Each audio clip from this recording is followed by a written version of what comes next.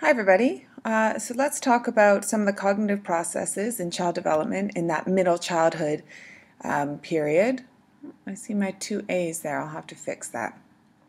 Anyways, as a reminder, we're talking about kids from the ages of about 7 to 11 years old, that middle childhood phase. And Piaget referred to this phase as children weren't concrete operational thinkers. And this is different from what was happening in the pre-operational phase because now children are using their mental operations to solve problems. Okay, so they're imposing sort of strategies or rules that make things more systematic and orderly and help them to solve problems. And specifically, these mental operations are things that allow them to do addition and subtraction and multiplication. But also it has this component of reversibility. So in your text they describe it as children know that 5 plus 3 equals 8, but also then 8 minus 5 equals 3. So they have this ability to reverse their understanding. It's not once things change, they're stuck that way. They can reverse it back. And if you remember back to that experiment I was showing you on the conservation tasks when the kids were pre-operational and they poured the fluid into the other container, and now all of a sudden the child thought that the containers had two different amounts of water. Well, the kids now in middle childhood, they're more concrete thinkers and they can reverse that. They can, in their mind, without actually having to pour the fluid, they can say, oh, but if I poured that back, it would have the same amount. So they've got this reversibility happening. So this is the change that happens in that middle childhood period. Okay, so they're getting more logical, they're building more rules, they have more powerful minds, but they're also flexible because they have this kind of reversibility effect. And it's kind of an end, it's a movement away from, egocentrism, because they're getting more experience themselves and they're starting to realize that people have other perspectives and they're starting to see the perspectives of others. However, it's not always the case. Aggressive children tend to have more difficulty leaving that egocentric phase. They have difficulty seeing things from others' perspective, which is only logical and makes sense because they are aggressive. They don't assume that they're not thinking that that child is having pain from getting in a fight. They're more thinking about they need to alleviate their own suffering and they fight in that way. As on the contrary, kids that are gifted, intellectually gifted or emotionally gifted for that matter, they have better perspective taking skills. Excuse me. And lower levels of egocentrism. They can see how others feel and they can take that perspective. Let's just watch a little video on the Piaget stuff. It's a good way to describe the concrete operational phase.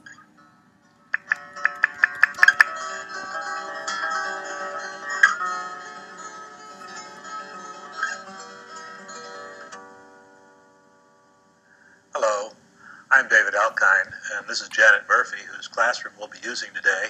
We'll be doing interviews with children to demonstrate some of the changes in children's thinking that Piaget described as concrete operations.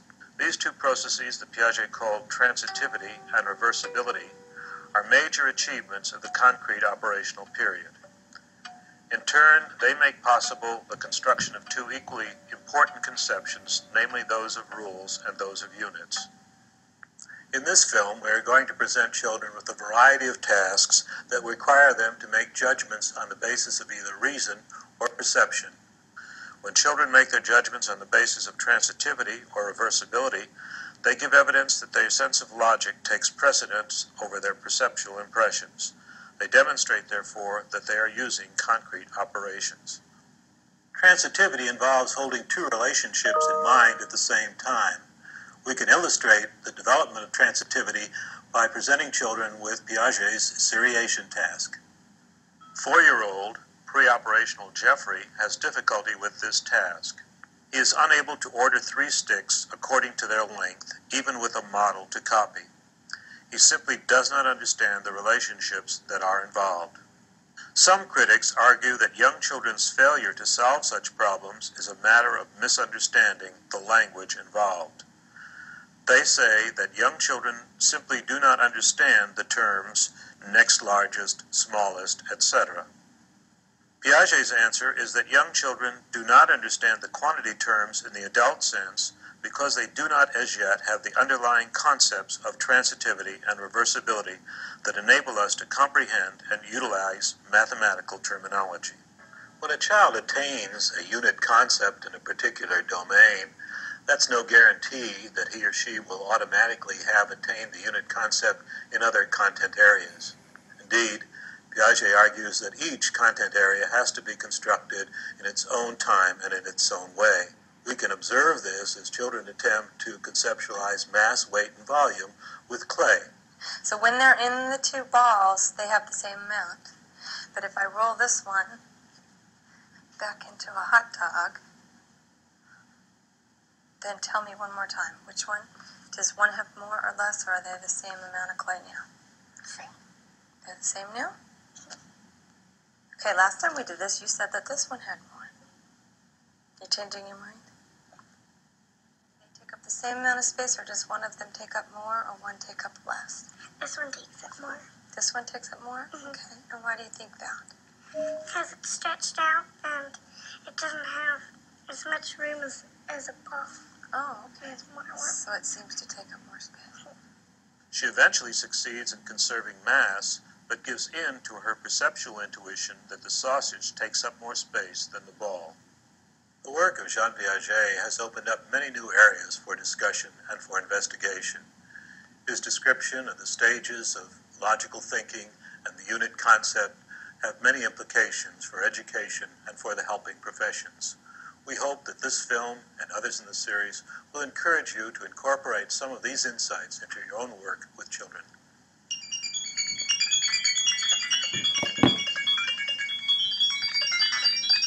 Okay. So now the other area that's starting to change a bit is the memory capacity of children in the middle childhood age. They begin to get more powerful. They start to use their own strategies. They start to use rehearsal. So they'll say things over and over in their head to help remember it. 5, 6, 7, 8, 5, 6, 7, 8, 5, 6, 7, 8, or their own phone number. The other thing they do is they start writing things down to remember them. This is another strategy that they might implement.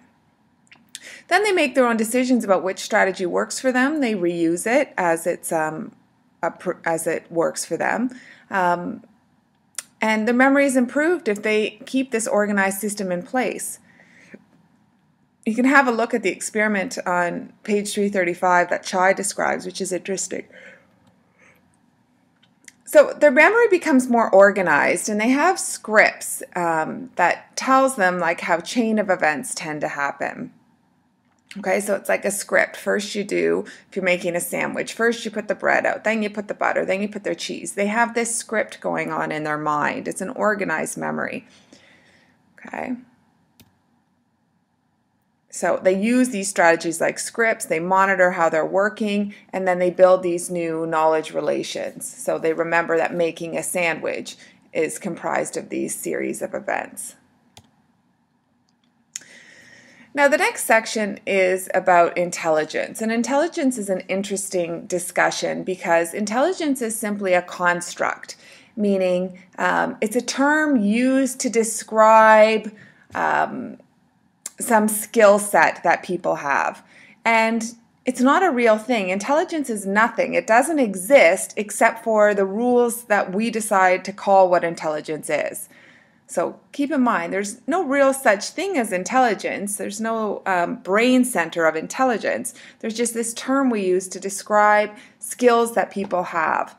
And it's unfortunate that we keep it up there as like one of those markers of a person if they have great intelligence. But again, intelligence is just a term used to describe some skill sets that people may or may not have. And there's different ways of looking at intelligence. The most common way, which is probably the way you're most familiar with, are based on psychometric theories. So that's where intelligence is measured by some type of test. So you're either highly intelligent because you score high on this test. They call it the psychometric G. Okay? And that's one way to look at intelligence. So you have a score of 140 on an intelligence test. You're a genius. And that's how intelligence is perceived in some ways.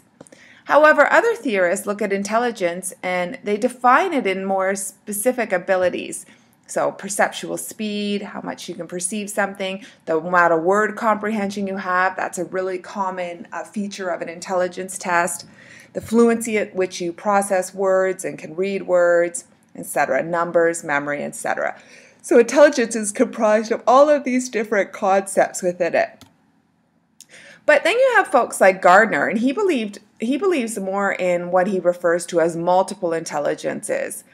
And this is instead of test scores, he looked at child development and he proposed that there's actually 7 distinct intelligences, which I'm going to show you about in a second. So different ways of defining what it is that intelligence is made up of. So let's take a look at the different types here.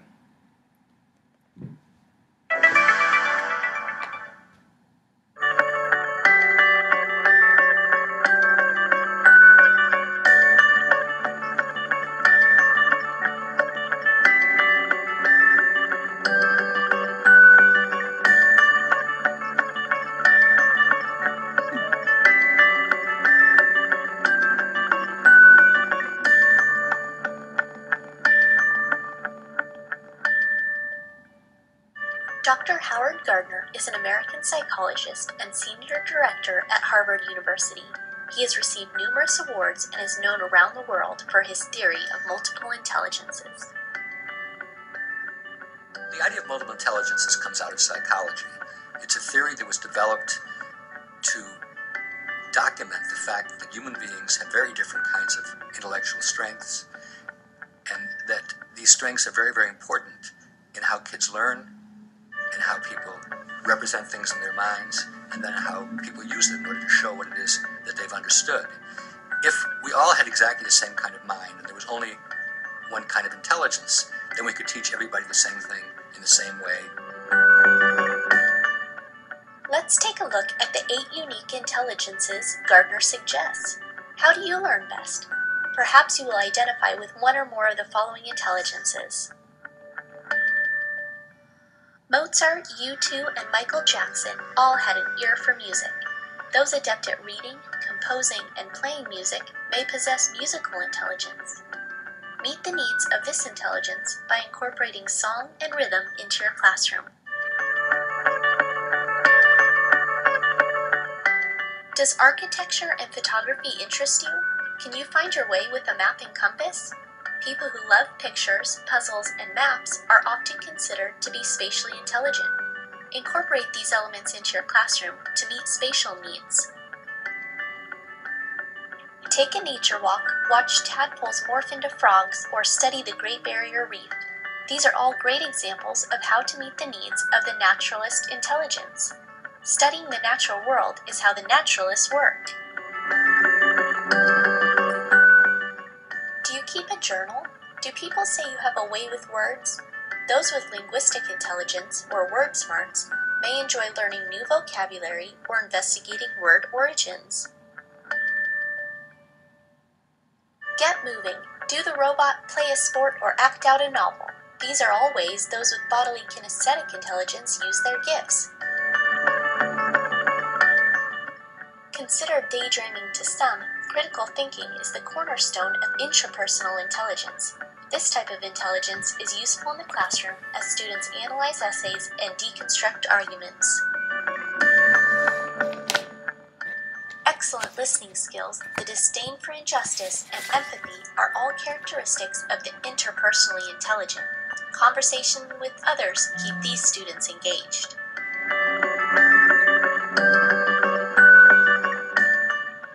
And finally, once considered the main concept of intelligence, logical mathematical intelligence encompasses a love of problem solving and strength of math and logic.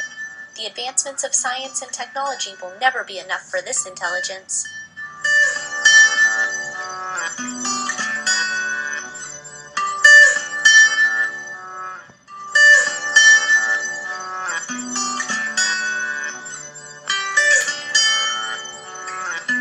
Okay. So So that's an interesting little summary on the multiple intelligences. What I want you to do as an exercise today is I've posted a multiple intelligence test, so I want you to take it and see how you score for your own interest, and we'll talk about that further. Another theory about intelligence is what's called Sterberg's Triarchic theory of successful intelligence. And he was talking about how adults solve problems on tests, or what was successful intelligence. And he put this into 3 subcategories. His first subtheory was that intelligence was based on component skills. Okay, so they had different information processing skills that they use to be able to solve problems and make sense of the world. And they select these components and they organize them in order to complete a task. The other area he felt was the subtheory of intelligence is this experiential subtheory, where intelligence is revealed in both novel and familiar tasks. By way of any new tasks or novel tasks that we're doing, we use our existing knowledge in our new situations. And the ability for us to be able to do that is a strength, is a particular area of strength. So a new school year, new tasks, the ability that a person can use their previous experience to adapt to those new tasks is a good skill. And more familiar tasks, things that people already know how to do, should become more automatic because they should have these skills and they should use fewer mental resources. The third area is a contextual subtheory, where he felt that intelligence involved adapting to one's environment. So that being said, if you're very adaptable in your environment, what your environment is or what your environment looks like depicts what type of intelligence you have, so to speak. So according to what area you grow up in, you have skills in that area. I don't know why. I can't stop yawning today. So take a look at the cultural influences in your text on intelligence, according to his theories.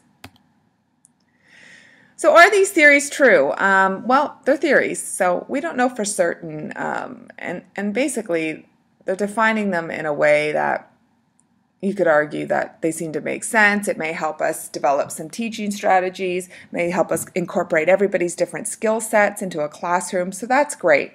But they're still being debated. And the idea of intelligence is theoretically not agreed upon yet in the research. So this is something for us to take away and realize that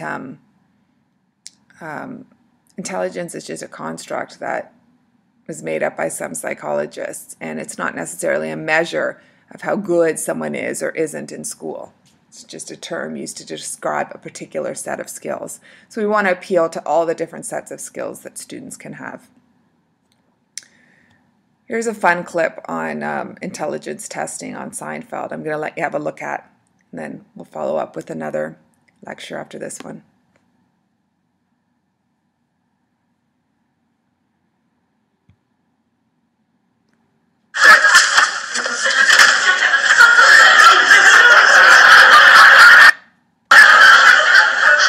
You know, I could probably shoot him from here. I'd be doing us both a favor. I'm wearing some cologne, all right? Sure. Fine. Casus belli. Casus belli. What's that? Since when do you wear cologne? Why is what I do so important? Why must I always be the focal point of attention? Let me just be. Let me live. Hey, how'd you do on that IQ test? I didn't take it yet. What IQ test? What's Cass's belly? Oh, it's nothing. Is it about me? Why must you always be the focal point of attention? Why can't you just be? Why can't you live? It's just a Latin phrase, George. It does not mean anything. Now, what is this test? This woman he's dating is making him take this IQ test for this course. Oh, that sounds like fun. Yeah, fun. IQ tests are totally bogus. They prove nothing. You'll do well. You're smart. No, see, he's not smart. People think he's smart, but he's not. What'd you get on your SATs? It varies. You know, I don't even know my IQ. Huh. Mine's 145. 145? Get out of here. You get out of here. You get out of here. Maybe you should take the test for me. Boy, that'd be something, cheating on an IQ test. Hey, remember in college when you passed Ledick the test out the window? You became a legend after that. Yeah, I really had some guts back then. Why don't we do it again? What? You could take the IQ test for me. I could pass it to you out of a window. We could do it. She lives on the first floor. You serious? Why not? Where would I take the test? I don't know. She lives right around the corner. You could take it here or go to the coffee shop. No, it'd be too noisy. Take it at the Dream Cafe. You won't hear a peep. Hey, what do you think? Hey, I love a good caper. Yeah, that's what it is, isn't it? A caper. Huh? You'll do it? What the hey? Beautiful! Yeah. Oh, sorry. What's going on out there? I've been standing at 20 minutes. I'm sorry. Here's the test. Thanks again for doing this. All right, now what time do you want me back here? 20 to 3. Okay. Thanks again. All right. And don't settle for 145. You can do better. You're a genius. George, Yeah? the door's locked. Oh, it's locked? I need to get something. Monica, I'm really focused here. This stuff's a killer. George! Wish I could. It was an accident. What, did you go on a picnic? Babu Bot did it. What? How am I going to explain this? Time's up, George. Okay.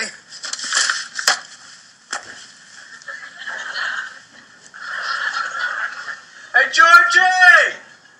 Coming up. How'd you do on the IQ test? 85! What? 85, Jerry! 85? 85 IQ! Well. He's coming up? Well, I'm no genius, but according to my calculations, he should be here in a few seconds. Yeah, but an 85, Jerry, that's ridiculous. Well, maybe the test was gender biased. You know, a lot of questions on hunting and testicles.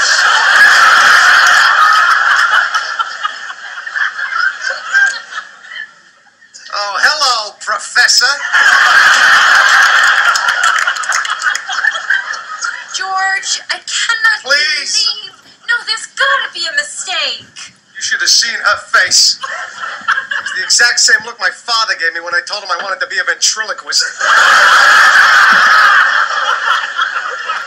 But an 85? Listen, there were too many distractions there. Babu, whatever his name was, and Kramer. I couldn't concentrate. It was a madhouse. Jerry, it was. Anyways, just a fun clip to keep us laughing about some of the serious stuff in life. Okay, thanks for listening.